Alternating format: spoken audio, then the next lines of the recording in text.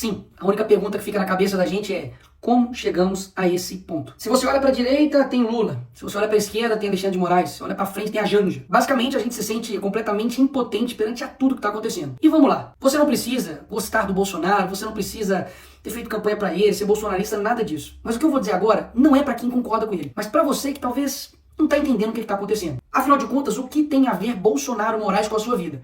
Eu vou te explicar. Basicamente, nós temos hoje um cenário em que um ex-condenado é presidente da República e um ex-presidente da República pode se tornar um condenado. E mesmo que você tenha suas divergências com o Bolsonaro, vai aqui alguns pontos para você pensar. Não precisa concordar não, mas pensa aí. Ele nesse momento está proibido de falar com embaixadores, proibido de usar rede social, sofreu busca e apreensão na sua casa, encontraram aí incríveis $14 mil, usando tornozeleira eletrônica e é obrigado a ficar em casa das 19 às 7 horas da manhã. E está proibido de falar com o próprio filho, Eduardo. Aí vem os meus pontos. Alguém que roubou a INSS, que foram bilhões, está usando tornozeleira eletrônica? Você já viu algum traficante, estuprador, alguém aí que roubou bilhões às estatais, ficando impossibilitado de conversar com o seu próprio filho? Ou seja, o script é o mesmo. E quando você entender que nós não estamos em uma democracia, você vai entender o porquê o que estão fazendo com o Bolsonaro afeta também a sua vida. Porque afinal de contas, se eles estão fazendo isso com o ex-presidente da República, o cara basicamente mais popular do Brasil, o que eles vão fazer com você?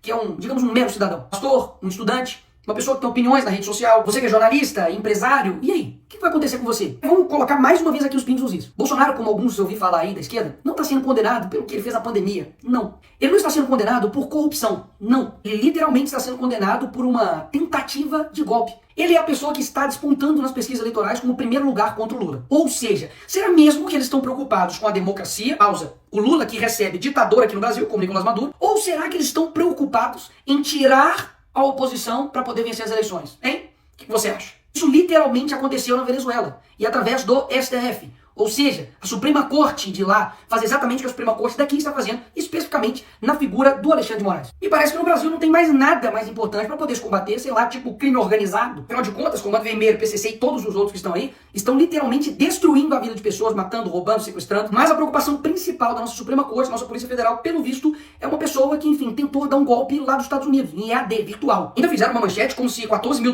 na casa dele fosse uma coisa, assim, absurda. Ai, bicho, eu sou crente, eu não posso xingar. Mas a vontade que dá de falar, velho, vai pra... que nós tivemos agora, na história recente do Brasil, corruptos com malas e malas e malas de dinheiro na casa. E o que aconteceu com esses caras? É isso mesmo, nada. Pessoas que foram condenadas por 400 anos, como o Sérgio Cabral, tá agora sendo influenciador no Rio de Janeiro, gravando videozinho. Então, peraí, você não precisa gostar do Bolsonaro, não. Mas, pô, falar comigo que o que tá sendo aí possível de condenação dele, 43 anos de cadeia, é algo razoável? Fazer isso daqui com uma pessoa só porque aí tem vários indícios, possibilidades de golpe, que, convenhamos aqui, teve uma arma apreendida. As pessoas que estavam lá, sei lá, a faixa etária era de 50 a mais. É óbvio que é errado, já deixei claro várias vezes aqui, errado quebrar, errado depredar, as pessoas têm que pagar por isso. Agora, meter 17 anos em um cara que pegou lá a bola do Neymar autografada, 17 anos, galera. Você pode achar que isso é mentira, mas não, pesquisa aí, duvida do Nicolas. A Débora, que com um batom escreveu perdeu mané. Então essas mesmas pessoas que estão usando a palavra democracia para poder aplicar penas desproporcionais a cidadãos comuns, que nunca cometeram um crime antes na vida deles, vão até a casa do Bolsonaro e quer pintar nele um crime de golpe de Estado. Sabe o que é golpe? Golpe é lavar dinheiro, é quebrar estatal, é desviar bilhões de reais. Isso sim é golpe. Sabe o que é golpe? É um juiz que não teve uma caramba de um voto, que não representa de ninguém e não tem legitimidade para poder tomar as decisões, tomar todas as decisões do Brasil. Ou você não sente isso? De que tudo o Alexandre de Moraes decide. E um ponto importantíssimo, tudo isso aconteceu um dia depois do Donald Trump mandar uma carta assinada por ele em apoio ao Bolsonaro. Deixando claro que as perseguições, que tudo está acontecendo com ele é uma injustiça, é caixas bruxas e, obviamente, poxa, estão fazendo isso para poder tirar ele das eleições. E nessa parte, a esquerda me vem com, ai, e a soberania do Brasil, Nicolas, e a soberania do Brasil? Eu concordo que, óbvio, o Brasil precisa, sim, ser soberano. Mas o que soberania significa, criatura? Significa que o país possa ter autonomia sobre suas decisões. E até aí tudo bem. O Brasil tá dando um exemplo de como não ser diplomático, né? Porque eu não sei se você sabe, mas os Estados Unidos não é uma economia que você pode falar, quer saber, não quero ver você. Que antes da campanha o Lula falava que com uma cerveja e uma conversa de bar resolveria uma guerra. E agora não tá conseguindo resolver uma questão de tarifa. Só pra lembrar aí.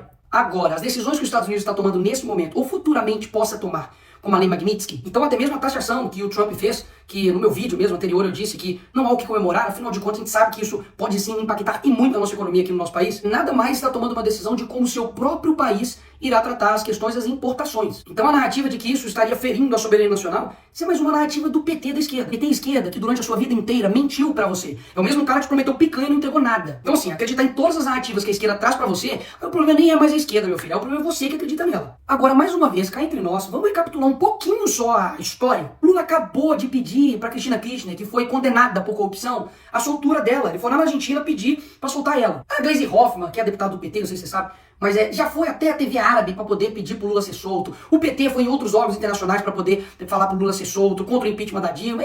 Enfim, fizeram isso milhares de vezes. E aí no caso deles é ajuda. Não, nós estamos aqui ajudando. Aí quando é o Eduardo, aí não. Aí é ataque à soberania nacional, é crime. Peraí.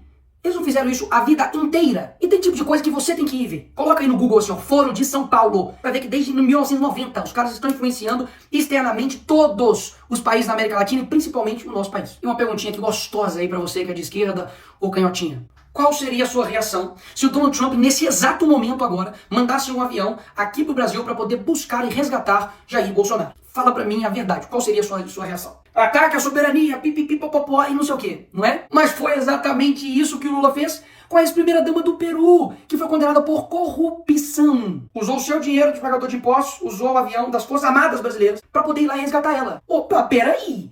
O Lula não tá ferindo a soberania, não? Ou seja, todo o script é o mesmo. Eles fazem a coisa errada, destroem o país, colocam a culpa no outro e depois criam um caos e depois se apresentam como uma solução. Mas e aí, Nicolas, o que nós vamos fazer?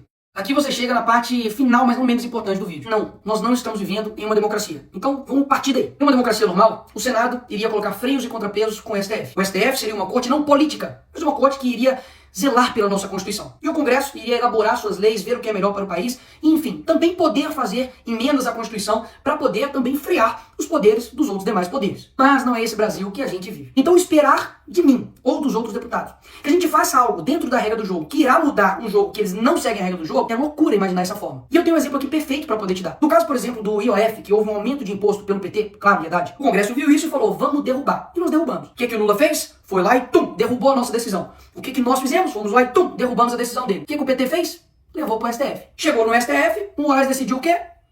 IOF, tá tudo bem, vai rolar. Ou seja, como se eu fosse um jogador, fui lá no jogo, fiz 3 gols. Finaliza o jogo, nós ganhamos a partida, e aí o juiz fala, não.